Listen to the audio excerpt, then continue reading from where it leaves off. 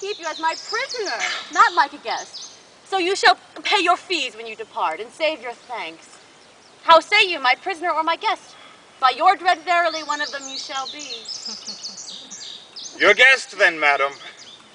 To be your prisoner should import offending, which is less easy for me to commit than you to punish. Ah, not your jailer, then, but your kind hostess.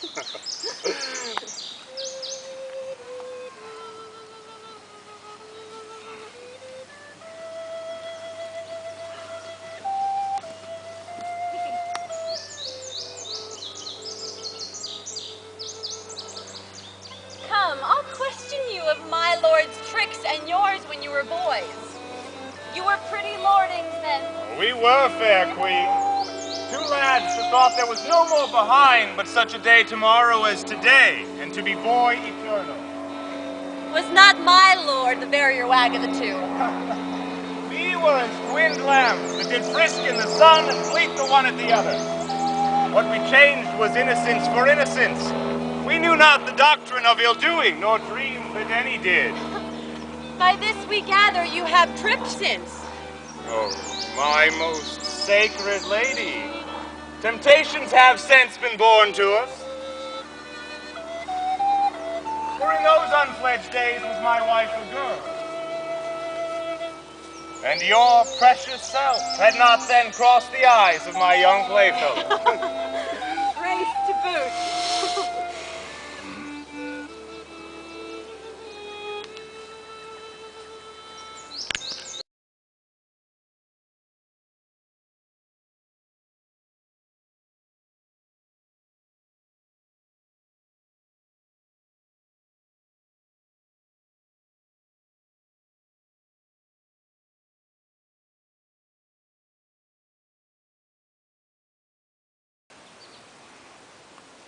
For honor, 'tis a derivative from me to mine, and only that I stand for. I appeal to your own conscience, sir. Before Polixenes came to your court, how I was in your grace.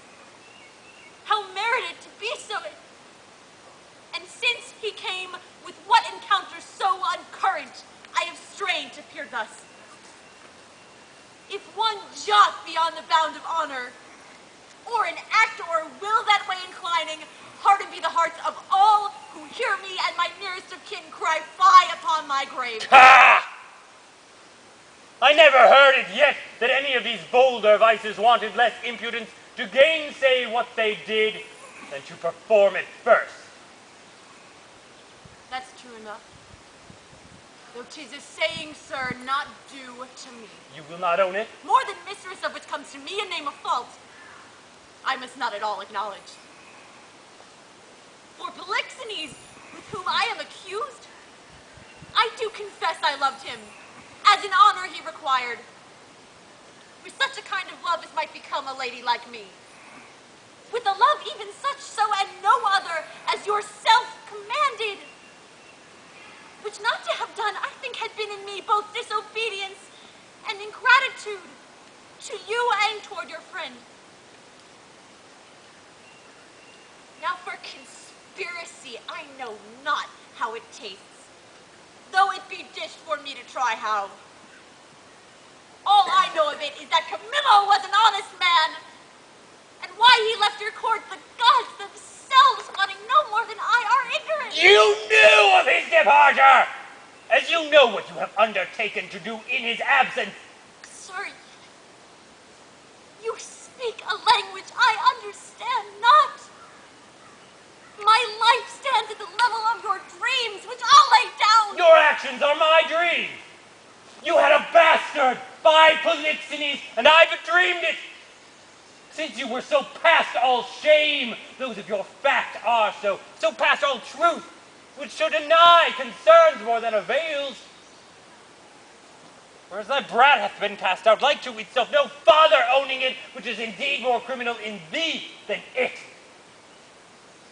Thou shalt feel our justice, in whose easiest passage look for no less than death.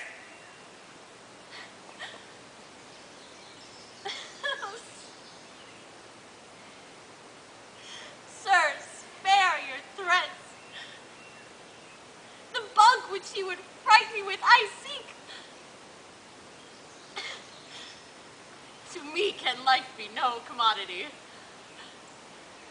The crown and comfort of my life, your favor I do give lost, for I do feel it gone, but know not how it went. My second joy and first fruits of my body, from his presence I am barred like one infectious. My third comfort, start most unluckily, is from my breast. The innocent milk in its most innocent mouth, held out to murder. Myself on every post proclaim the strumpet. With the modest hatred, the child-bed privilege denied, which longs to women of all fashion. Lastly, hurried here to this place, in the open air, before I have got strength of limit. Now, my liege, tell me what blessings I have here alive, that I should fear to die. Therefore proceed. But yet hear this. Mistake me not, no life. I prize it not a straw. But for mine honor which I would free. If I shall be condemned upon surmises, all proof sleeping, else but what your jealousies awake, I tell you 'tis rigor, and not law. Your honors all, I do refer me to the oracle. Apollo be my judge. This, your request, is altogether just. Therefore bring forth, and in Apollo's name, his oracle.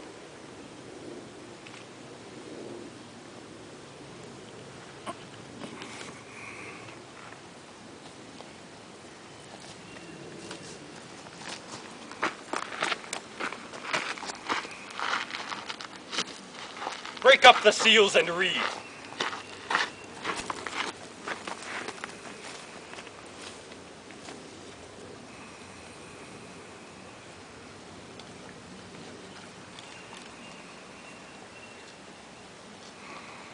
Hermione is chaste.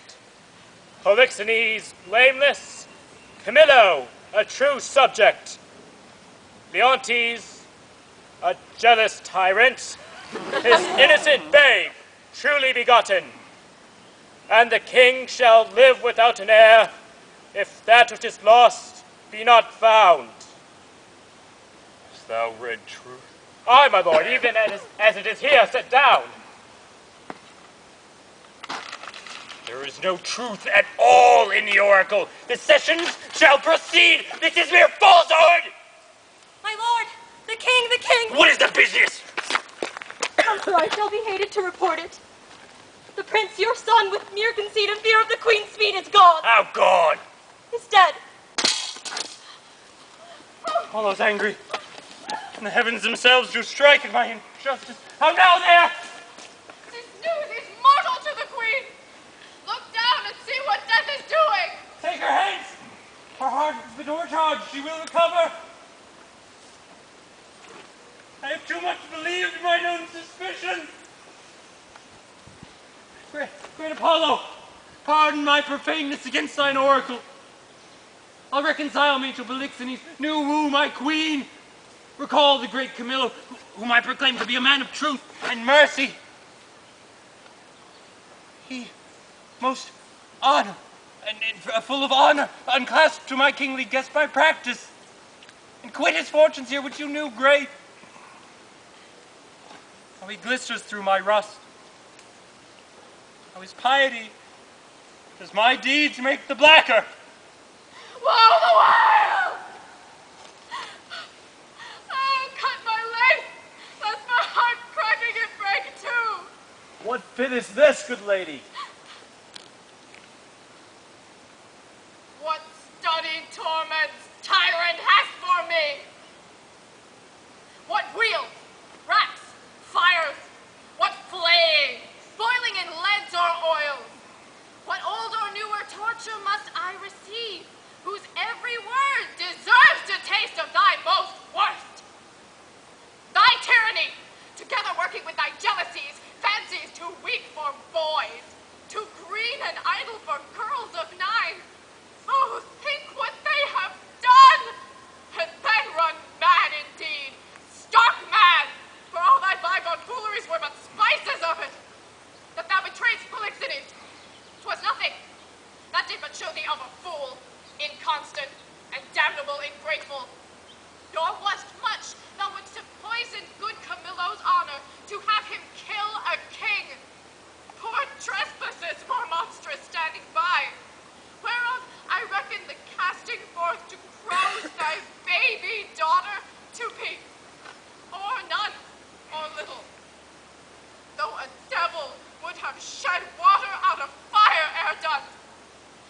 Nor is directly laid to thee the death of the young prince, whose honorable thoughts high for one so tender, cleft the heart that could conceive a gross and foolish sire blemished his gracious dam.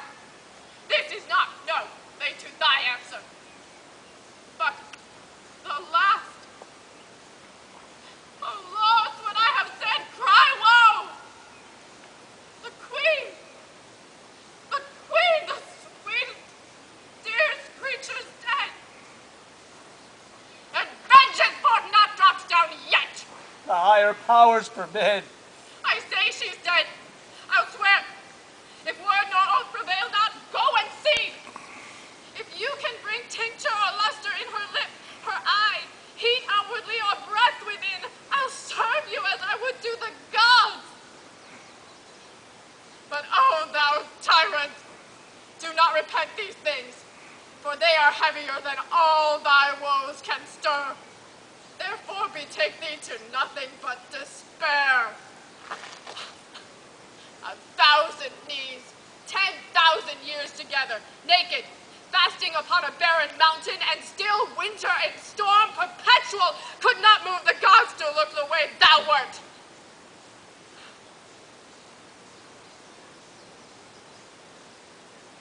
Go on. Go on! Thou canst not speak too much! I have deserved all tongues to speak their bitterest. Say no more. Howe'er this business goes, you have made fault in the boldness of your speech. I am sorry for it. All faults I make when I shall come to know them, I do repent. Alas, I have showed too much the rashness of a woman.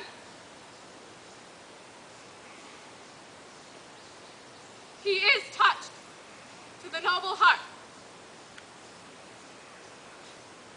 What's gone and what's past help should be past grief.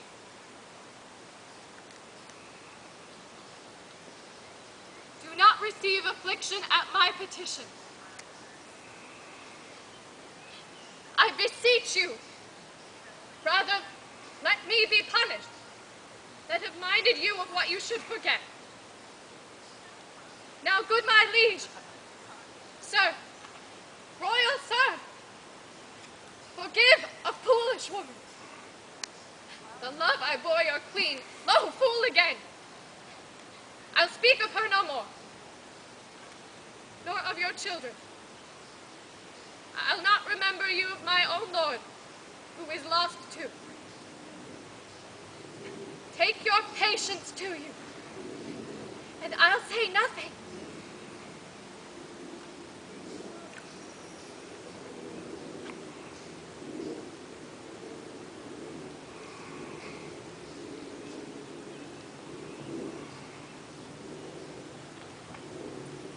Prithee,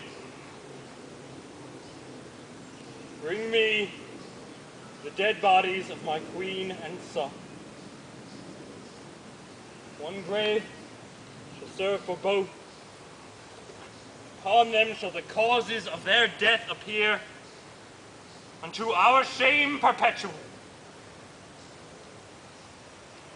Today I'll visit the chapel where they lie, and tears spent there be my recreation.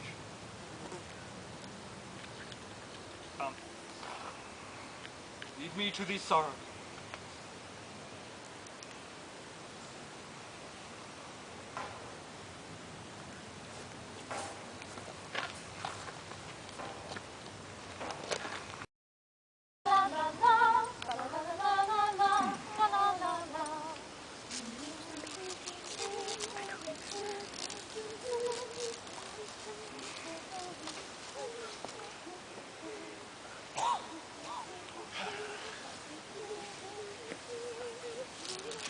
Ahem.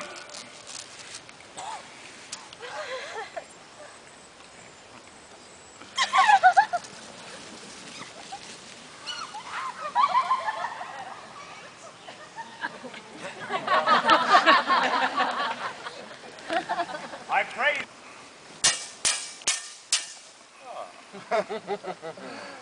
Say to me, when sawest thou the Prince Florizel, my son? Sir, it is 3 days since I saw the prince. He is of late much retired from court and is less frequent to his princely exercises than formerly he hath appeared. I have considered so much, Camillo, and with great care. I have this intelligence that he is seldom from the house, the most homely shepherd. A man, they say, that from very nothing and beyond the imagination of his neighbors is grown into an unspeakable estate.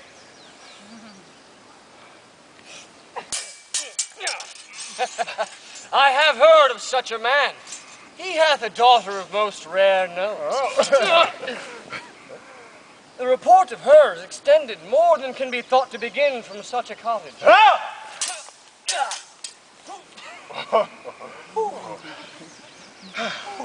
That is likewise part of my intelligence, but I fear the angle that plucks our son thither. Thou shalt accompany us to the place where we will, not appearing what we are, have some question with the shepherd.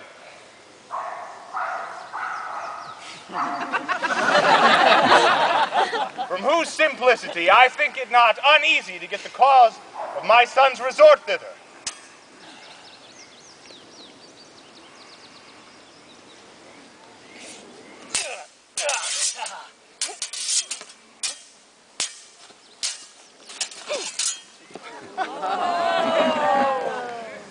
I willingly obey your command. My best, Camillo. We must disguise ourselves.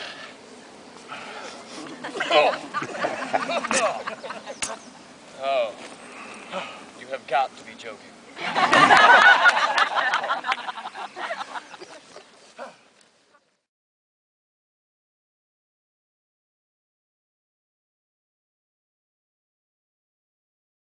Whither? Oh, whither? Oh, whither?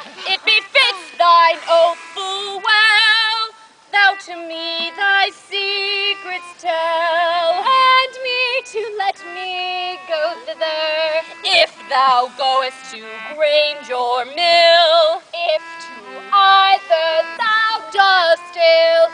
Neither. What neither? Neither. Thou hast vowed my love to be. Thou hast sworn it more to me than with.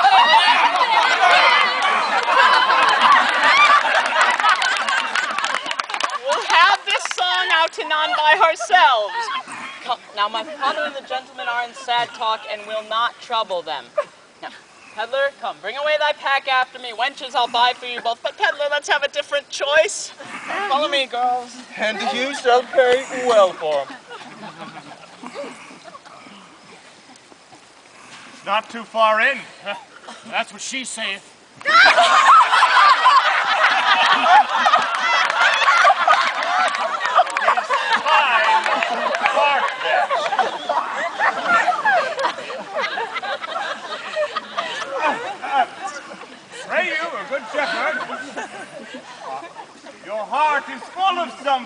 let us take your mind from feasting.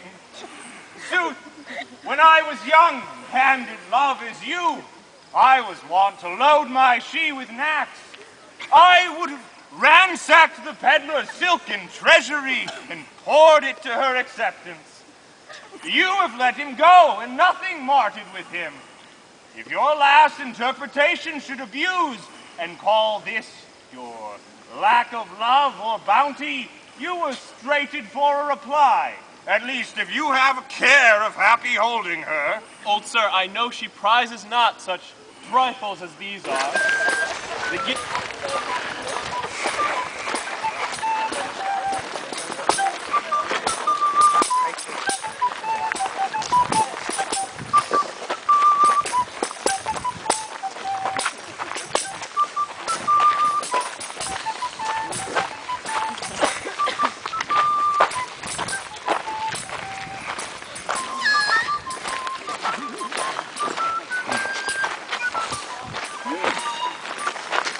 What odor?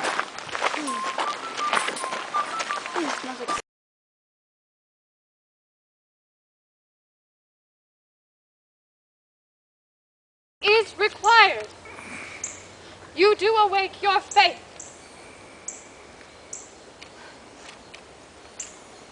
Music, awake her.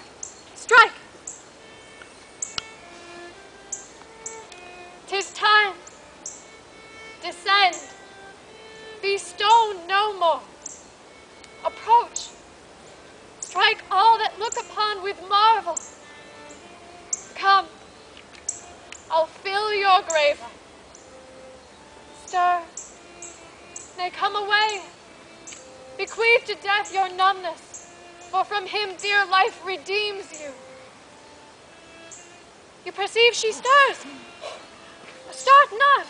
Her actions shall be as holy as you hear my spell is lawful. Do not shun her until you see her die again, for then you kill her double. Nay, present your hand. When she was young, you wooed her. Now in age, is she become the suitor? She's warm. If this be magic, let it be an art lawful as here. Pray you to interpose, fair madam. Kneel, and pray your mother's blessing. Turn, good lady. Our perdita is foul.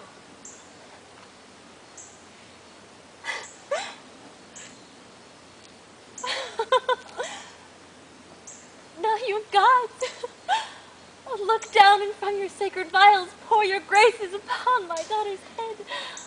Oh, tell me, mine own, where hast thou been preserved, where merit? How found thy father's court? For thou shalt hear that I, knowing by Paulina that the oracle gave hope, thou wast in being preserved myself to see the issue.